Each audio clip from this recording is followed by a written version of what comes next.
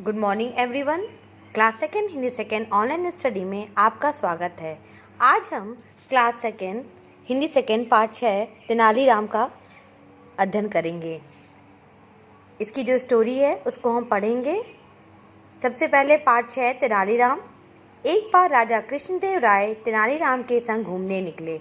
तेनालीराम राजा के प्रमुख दरबारियों में से थे। एक बार क्या हुआ कि जो राजा थे कृष्णदेव राय, वो तेनालीराम के साथ राज्य में अपने घूमने निकले और उनके जो तेनालीराम थे वो राजा के प्रमुख दरबारियों में से एक थे। घूमते घूमते राजा जंगल में पहुंच गए। उन्होंने सामने बरगद का एक पेड़ देखा। राजा बोले, चलो कुछ देर यहाँ विश्राम करें। जब वो घूमते घूमते अपने दरबारियों के साथ आगे बढ़े तो उन्हें एक बरगद का पेड़ दिखा और राजा बोले कि चलो हम लोग कुछ देर यहीं पर विश्राम करते हैं, आराम करते हैं। बरगद के पेड़ के नीचे बैठकर राजा देर तक बातें करते रहे। अचानक उन्होंने कहा, लगता है यह बरगद कुछ कह रहा है। भला यह बरगद क्या कह रहा होगा। कुछ देर बाद उन्हें लगता है कि वो जब बात करते रहते हैं तो उन्होंने अचानक वो बोलते हैं कि मुझे लगता है कि बरगद कुछ कह रहा है, लेकिन ये क्या कह रहा होगा। मंत्री ने झट से कहा, महाराज, यह बरगद कह रहा है कि आप पृथ्वी के दूसरे राजाओं को जीतकर मुझ जैसे ही महान और दीर्घजीवी बनेंगे। मंत्री ने तुरंत बोला, महाराज, यह बरगद कह रहा है कि आप जितने भी धरती के दूसरे राजा हैं उनको आप जीत जाएंगे और मेरे जैसे ही महान और बहुत दिन तक जीवित रहेंगे और दीर्घजीवी बनेंगे। पुरोहित जी और दूसरे दरबारियों ने इसी प्रकार चापलूसी भरी बातें की। उनके साथ जो पुरोहित थे, पंडित जी और दूसरे दरबारी भी उनसे इसी तरह से चापलूसी भरी बातें करते रहे। राजा ने तेनालीराम की ओर देखा। तेनालीराम चुपचाप खड़े थे। मंत्री जी ने व्यंग किया, महाराज, तेनालीराम को शायद आपकी प्रशंसा से चिढ़ हो रही है। उन्होंने देखा, तेनालीराम के राजा ने देखा तो वो चुपचाप खड़े थे और उनके मंत्री ने जो वो उसके व्यंग किया कि तेनालीराम को शायद आपकी प्रशंसा अच्छी नहीं लग रही है।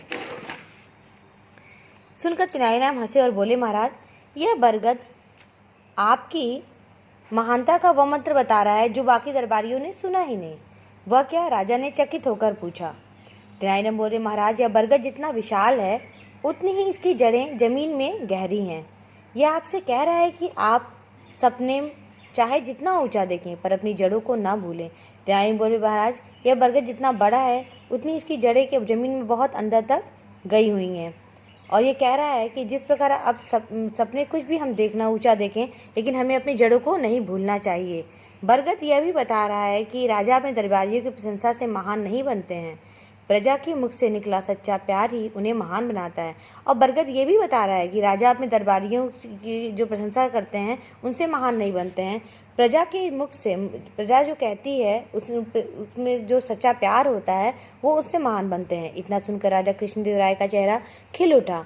उन्होंने तेनालीराम को गले से लगा लिया। इधर मंत्री, पुरोहित और अन्य दरबारियों के चेहरे देखने लायक थे। इतना सुनते ही राजा कृष्णदेव राय थे, उनका चेहरा जो क्या वो प्रसन्न हो गया। वो बहुत खुश हो गए और उन्होंने तेनालीराम को गले लगा लिया। और जो मंत्री और पंडित जी और अन्य दरबारी थे उनके चेहरे क्या हो गए, वो देखने लायक थे। झूठी प्रशंसा करने वाले को कभी सम्मान नहीं मिलता है, इसलिए हमें किसी झूठी जो हमारी प्रशंसा करता है उसके बहकावे में नहीं आना चाहिए।